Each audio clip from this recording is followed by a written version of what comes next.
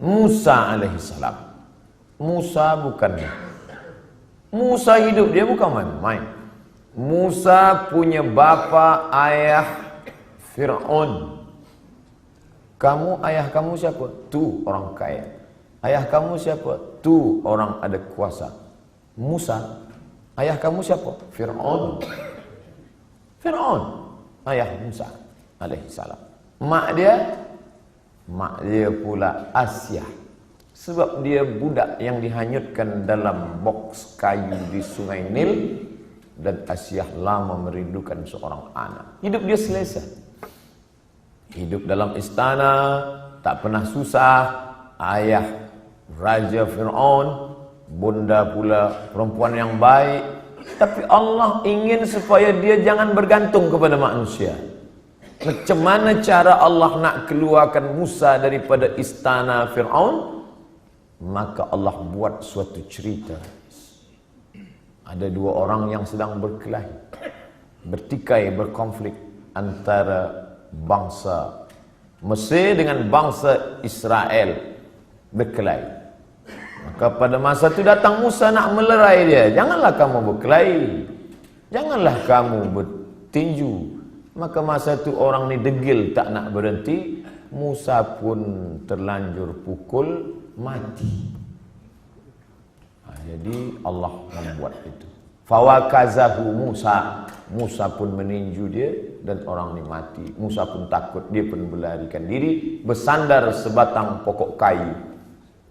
Masa Nabi Muhammad SAW Isra Mi'raj, Nabi tengok ada pokok kayu hijau kat bawah. Nabi tanya Jibril, ya, itu pokok kayu hijau apa? Disitulah dulu Musa bersandar, manakala dia tak ada tempat berpegang.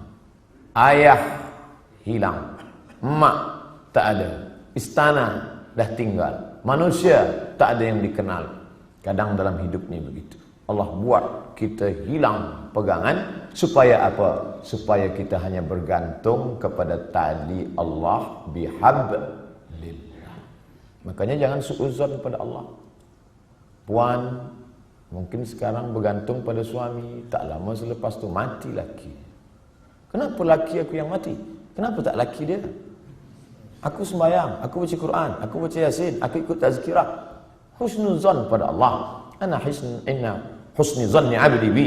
Aku menurut prasangka hamba-Ku padaku. Mungkin Allah ingin supaya kita hanya bergantung kepada Allah semata. La haula wala quwata illa billah. Makanya perempuan yang tabah, dia tak menangis. Mati laki dia tak ada nangis. Awak tak menangis? Tak, saya bergantung pada Allah. Kenapa tak menangis? Memang saya lama dah tunggu. Sebab laki itu tak elok, jahat, tak sembahyang. Oleh sebab itu maka kita husnuzan pada Allah. Anak ada, bini ada, unta ada, kebun ada, berpegang kepada makhluk. Allah uji. Allah matikan anak, dia tetap berpegang. Allah buat unta, lembu mati, kambing mati, tetap. Allah buat pula kebun-kebun yang hijau menguning, layu mati, kering, tetap juga. Tinggal seorang saja yang tempat dia bersama, rahmah. Maka disebut dalam doa orang menikah, Allahumma arham bainakuma kama rahimta baina Ayyuba wa rahmah. Ya Allah, buatlah mereka berdua berkasih sayang sebagaimana berkasih sayangnya Ayyub dan Siti Rahmah. Rahmah setia.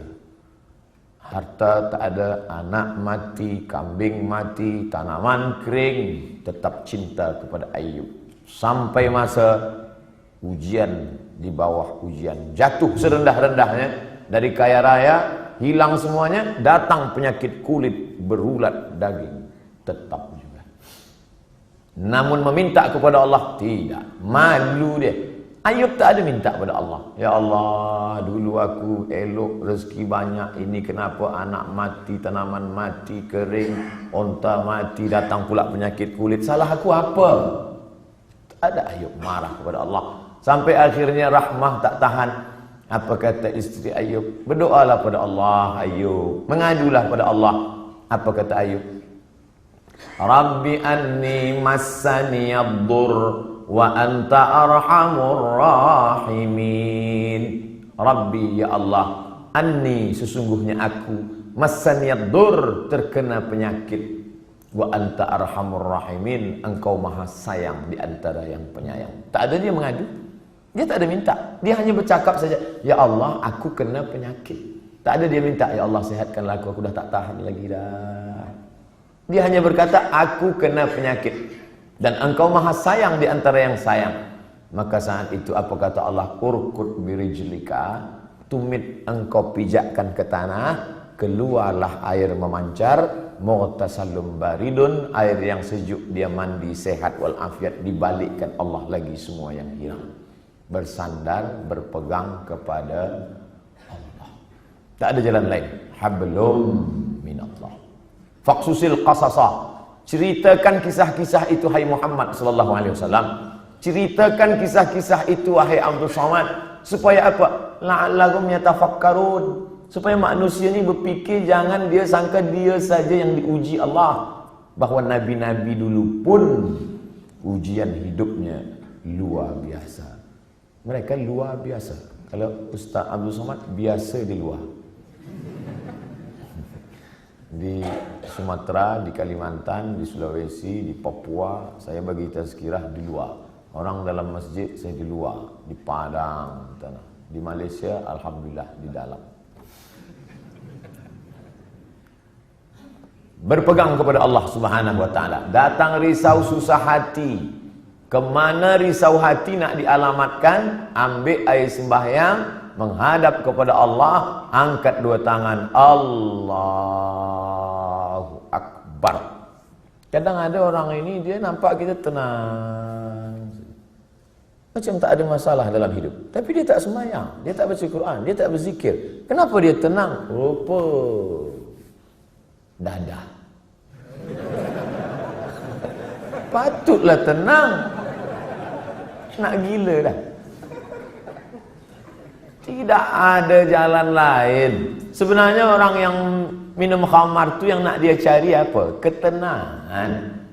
Orang yang pakai dadah tu sebenarnya yang nak dia cari apa? Ketenangan. Orang yang makan itu ini sebenarnya ketenangan. Maka ketenangan semua ini palsu. Ketenangan ini tidak ada yang betul. Saya sampai office pukul 7. Biasa office cepat hari itu saya sampai. Ada seorang kaki tangan, Ustaz Somad cepat sampai. Ya, ada yang saya nak tanya pada Ustaz. Sebenarnya lama saya dah nak tanya, cuma malu di majlis. Ini kita tak ada orang lain, saya nak tanya. Apa? Saya kalau dengar lagu dangdut tenang hati saya. Kata saya, ini tak betul. Ketenangan yang betul adalah tenang masa berzikir, tenang masa berselawat. Kadang kita ni jaga pagi tidur, sempit rasa hidup, tak tahu entah apa yang menyusahkan hati, maka lapangkan. Orang lain dia kata, bila anda nak tenang, pejamkan mata, tarik nafas, tarik, tahan. Kita tak diajarkan macam tu. Kita diajarkan hadapi hidup ini, serahkan pada Allah Subhanahu wa taala, berzikirlah. Apa zikir? Kata ustaz ini banyak-banyak berselawat. Bila engkau susah hati, banyak-banyak berselawat. Allahumma salli ala sayyidina Muhammad wa ala ali Muhammad. Allahumma salli ala sayyidina Muhammad wa ala ali Muhammad. Allahumma salli ala sayyidina Muhammad. Kata ustaz ini pula, banyak-banyak berzikir. Afdhalul zikri fa'lam annahu la ilaha illallah. Kata ustaz ini pula, yang paling elok tu tasbih. Subhanallah bihamdihi, subhanallahil azim, subhanallah. Jadi awak amalkan yang mana? Itulah ustaz. Sampai hari ini satu pun saya tak amalkan. Habib ini cakap banyak selawat, ustaz ini cakap banyak zikir tahlil, ustaz pilihlah. La ilaha illallah 1000 elok, selawat 1000 elok, istighfar 1000 elok. Malulah mana-mana nak bawa tasbih, tak usah pakai tasbih, pakai tangan.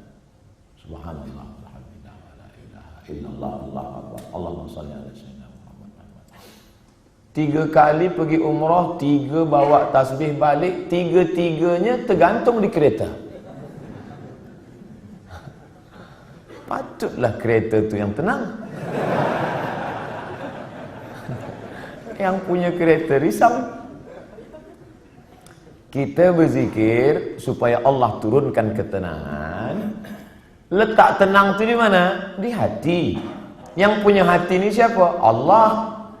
Yang menurunkan ketenangan dalam hati siapa? Wallazi anzalas sakinata.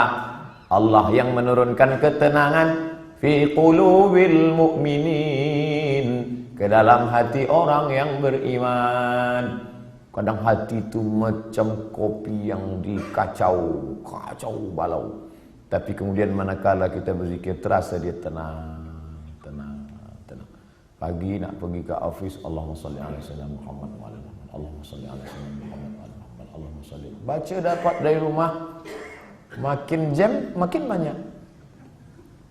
Kalau kita marah, mengamuk, apakah jam itu berjalan? Tidak. Mengamuk macam apa ni? Tidak. Bukan dia bergerak. Kalaulah kita mengamuk dia bergerak, tentu kita mengamuk, kekejap mengamuk, kekejap mengamuk. Dia tidak akan merubah apapun. Maka banyak-banyak berzikir, banyak-banyak berselawat. Apalagi kita duduk di kota besar, internasional. Nak berangkat pagi, jam, balik jam, di tempat kerja pula banyak masalah. Bila lagi kita nak dapat ketenangan? Maka tak ada jalan lain kecuali hablum minallah. Berzikir. Saya malu nak bawa tasbih, ustaz. Okey, ada yang sekarang pasang macam ring cincin, pakai. Subhanallah, subhanallah, subhanallah. Tenang, terasa tenang. Subhanallah, subhanallah. Dapat 100. Subhanallah, subhanallah. Dapat 200. Dapat 1000, ambil gambar.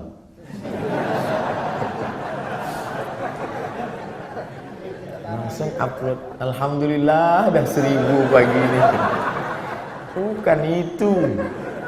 Kita ni beramal bukan nak tunjuk pada orang.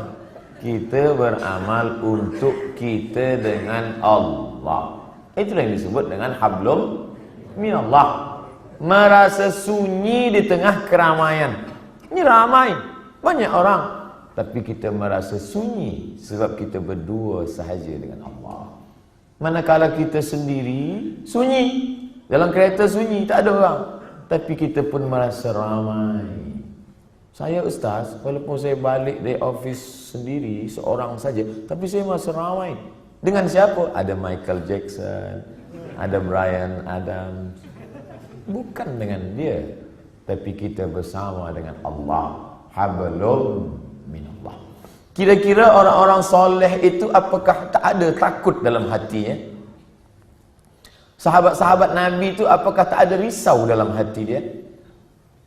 Abu Bakar Siddiq bukan tangguh, dekat dengan Nabi SAW, berdua.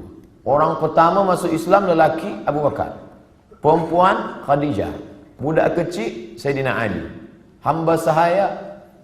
Ini orang paling dekat dengan Nabi. Tapi manakala dia berada di Jabal Thur dan dia tengok kaki orang kafir Quraisy, sikit lagi nak tangkap dia. Kaki dah nampak. Dan orang kafir Quraisy maaf cakap, terkencing. Dia kepala dia tengok ke atas, tengok. Maka tak nampak. Andai dia tengok ke bawah, dia nampak Abu Bakar di bawah. Waktu itu Abu Bakar dah takut. Apa kata Nabi SAW? La tahzan, innallaha ma'ana. La tahzan. Jangan cemas, jangan takut, jangan sedih. La tahzan. Don't be sad. Itulah yang jadi buku bestseller yang ditulis oleh Aid Al-Qarni dalam banyak bahasa, termasuk bahasa Melayu, bahasa Indonesia.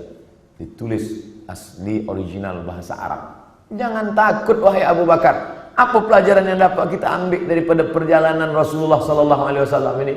Bahwa orang selevel Abu Bakar pun yang dijamin masuk surga, tetap dalam hatinya ada rasa takut, ada rasa cemas, ada rasa sedih, ada susah hati.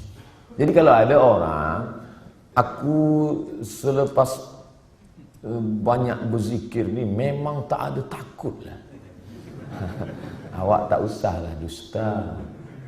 Abu Bakar pun takut, apalagi awak abu-abu. Ustaz Somad ada rasa takut? Ada. Kenapa kita hilangkan itu dengan banyak berzikir? Mengusir, menghalau dia dari hati kita. Inilah yang disebut dengan hablum minallah. Innallaha ma'ana. Abu Bakar jangan takut. Idhuma fil ghari. Huma, mereka berdua. Idhuma fil ghari, ketika mereka berdua berada di dalam gua. Idh yaqulu li sahibihi, ketika ia berkata kepada sahabatnya, la tahzan, jangan takut, jangan khawatir, jangan cemas, jangan ngeri. Innallaha ma'ana, Allah bersama dengan kita. Itu juga yang terjadi pada Musa alaihissalam. Ketika Fir'aun mengejar dari belakang, di hadapan mereka laut merah. Maju ke hadapan, mati tenggelam laut merah. Balik ke belakang, akan ditangkap oleh Fir'aun beserta bala tenteranya. Kemana nak pergi? Apa kata orang Bani Israel? Inna lamudrakun. Musa, sekali ini kita memang mati Musa. Tengok ke belakang. Tengok belakang Musa. Itu Fir'aun dah nak tangkap kita. Di hadapan kita pula laut merah. Inna lamudrakun. Kita akan ditangkap. Apa kata Musa? Kalla. Tidak. Inna ma'iya Rabbi. Bersamaku ada Allah. Beza jawaban Musa dengan Muhammad sallallahu alaihi wasallam. Cuba kita tengok bunyi. Kalau Muhammad sallallahu alaihi wasallam, innallaha ma'ana. Allah bersama kita. Kita ramai. Kalau Musa ada, inna ma'iya Rabbi. Bersamaku, aku saja, kamu tidak. Kenapa beza cakap Musa dengan cakap Muhammad sallallahu alaihi wasallam? Kerana sahabat Musa berbeza dengan sahabat Muhammad. Sahabat Muhammad ketakutan. Orang yang ketakutan, kita bagi dia semangat. Jangan takut, Allah bersama kita. Sedangkan sahabat Musa, mereka menakut-nakutkan saja. Musa, nampaknya tertangkap lah kita ni. Kira-kira sahabat Tuhan selama ni sahabat Musa ke sahabat Muhammad? Bila kawan kita itu ketakutan, pakai jawaban Muhammad SAW. Aku ni takut Ustaz. Macam mana nanti bila aku ditangkap, dibunuh? Kal, la tahzan, jangan takut. Innallaha ma'ana, Allah bersama kita. Tapi bila ada yang takut-takutkan saya, Ustaz, nanti Ustaz akan ditangkap, Ustaz akan dibunuh, Ustaz akan diculik, kalla, sekali-kali tidak. Inna ma'iya Rabbi sayahdin. Bersamaku ada Allah, bersama kamu tidak ada. Kadang-kadang kawan kita ni macam-macam. Ada kawan Muhammad, ada kawan Musa, ada kawan Fir'aun. Makanya kita tengoklah nanti di hadapan. Bila dia, kita tahu dari bunyi cakap dia. Kalau dia takut, engkau lah yang dikatakan Ustaz semalam. Nampak-nampaknya engkau ni kawan Fir'aun.